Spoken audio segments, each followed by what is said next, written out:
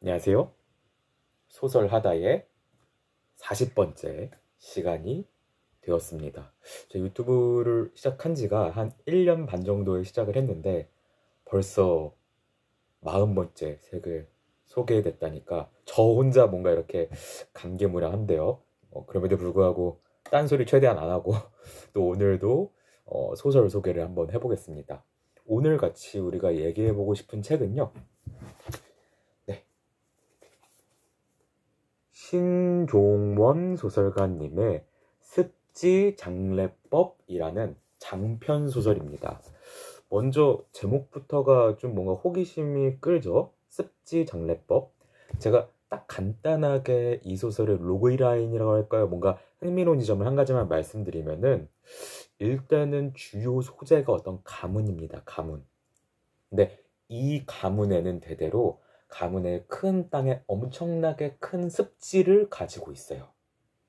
그런데 가문의 전통이 집안에 누가 죽으면은 이 습지에다가 그 관이죠. 죽은 사람의 이제 시신을 담은 관을 이 습지 아래로 버리는 어떤 그런 특이한 장례 풍습을 가지고 있습니다. 근데 한번 상상을 해보면은 물론 저는 늪에 빠져본 적이 없습니다만 한번 상상을 해봐요. 늪에 그 관제로 빠진 조상들이 망자들이 차곡차곡 있는 거죠. 그 이미지를 상상한다면 우리가 막 순환, 막 없어짐이라기보다는 뭔가 축적의 느낌이 있지 않나요? 그죠? 뭔가 쌓였다는 느낌. 그런 것처럼 이 소설은 이 약 1000년가량 되는 이 가문에 대한 얘기를 담고 있어요. 근데 여기서부터 제가 여기까지만 말씀드리면은 되게 역사 소설인가? 라고 하면서 이런 생각을 하실 텐데요. 아마 여러분들이 머릿속에 생각한 것과는 막상 읽어보면 완전 정반대의 소설일 겁니다. 우리가 보통 역사 소설, 가문의 역사를 담은 소설이다라고 하면 뭘 생각을 하냐면은 굉장히 시간이 선형적인, 그러니까 시간이 쭉 하나로 흘러가는 소설을 많이 생각을 해요. 우리가 많이 읽는 역사 소설도 거의 대부분 그렇게 되어 있죠. 시간 순서대로 차곡차곡 차곡. 그런데 이 소설은 시간의 흐름이랄까요? 그거를 완전 무시하는 소설이죠. 그러니까 이렇게만 가는 게 아니라 뒤로 왔다가 다시 앞으로 갔다가 그러니까 이 시점이 매우 자유롭게 왔다 갔다 하는 소설입니다. 특히 여기서 그래서 서술자가 중요해지는데요. 이 서술자가 당신이라고 말을 걸어요. 당신은 뭐뭐 합니다. 당신에게 오는군요. 근데 이 서술자의 캐릭터가 분명 작품 안에 등장하는 등장인물은 아닌데 이 서술자의 인물이 어떨 때는 신의 목소리처럼 들리기도 하고요. 어떨 때는 굉장히 초현실적인 어떤 인물처럼 느껴지기도 하고 어떤 인간의 그것을 한없이 뛰어넘은 존재처럼 느껴지기도 합니다. 그러니까 이 소설을 읽으면서 이 서술자의 정체가 뭘까를 알아보시는 재미가 되게 있을 거예요. 근데 여기까지 말해도 잘 감이 안 오시겠죠? 감히 얘기를 하면은 이렇게 얘기한 적은 또 처음인데 호불호가 되게 많이 갈릴 거라고 생각하는 소설입니다. 네, 네, 호불호가 갈린다는 거는 제 입장에서는 되게 뭐랄까 긍정적인 칭찬의 말이라고 생각을 해요.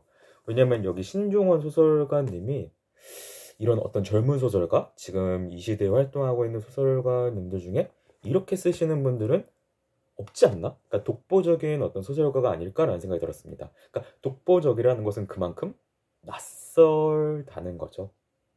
쉽지 않다는 거죠. 편하진 않다는 거죠.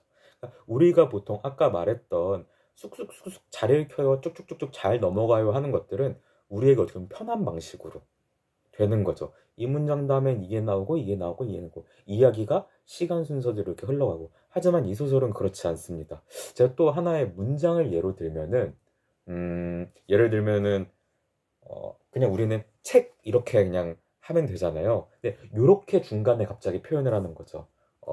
직사각형의 종이 뭉치로 만들어져 르네상스 시대 이후에 인류의 지식 보고가 된 이 물체는 이라고 하면서 책을 이런 식으로 불러요.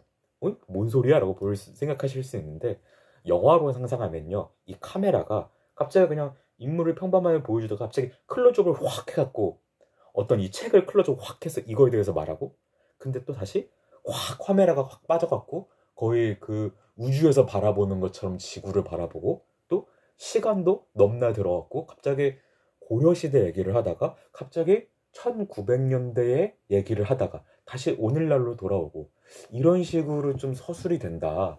그래서 엄청 간단하게 얘기하면은 굉장히 실험적인 성향의 소설이라고도 할 수 있겠죠. 네. 근데 이 실험적이라는 게 되게 실험적인 소설을 싫어하시는 분들은 그렇잖아요. 아니, 뭐 이렇게 그것도 없고 작가가 그냥 자기가 하고 싶은 대로 쓰고 실험적이라고 하면 끝 아니야? 라고 하면서 불만을 가지고 계신 분들도 많을 거라고 생각해요. 저도 사실 그런 게 없지 않아 있는데 그런데 이 신종훈 소설가님의 습지 장례법이라는 것은 굉장히 난해한 것 같아 보이고 그리고 막 종잡을 수 없는 서술들도 분명히 있지만 그렇지만 코어가 있다는 생각이 들어요.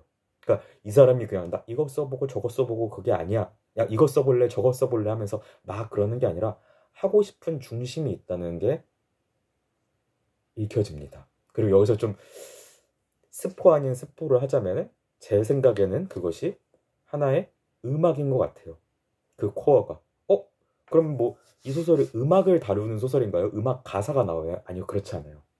여기서 말하는 이제 음악이라는 것은 소설을 이루는 하나의 형식, 그러니까 소설의 뼈대 이런 것 자체가 하나의 어, 음악으로 저는 느껴졌습니다.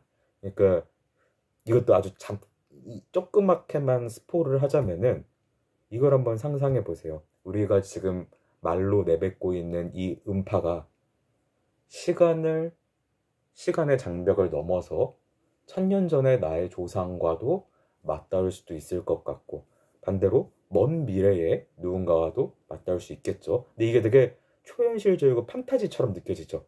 또 그렇지도 않아요. 마치 굉장히 필연적으로 느껴져요. 이런 구성이. 되게 궁금하시죠? 그래서 이거는 일단 한번 읽어보시면은 독서 경험, 한국에도 이런 소설이 있구나라고 많이 느끼실 수 있을 것 같아요. 자, 그래서 굉장히 실험적이지만 그만큼 다이나믹하게 쓰여진 소설을 읽고 싶으시다면 신종원 소설가님의 습지 장례법 꼭 한번 읽어보시길 바라겠습니다. 감사합니다.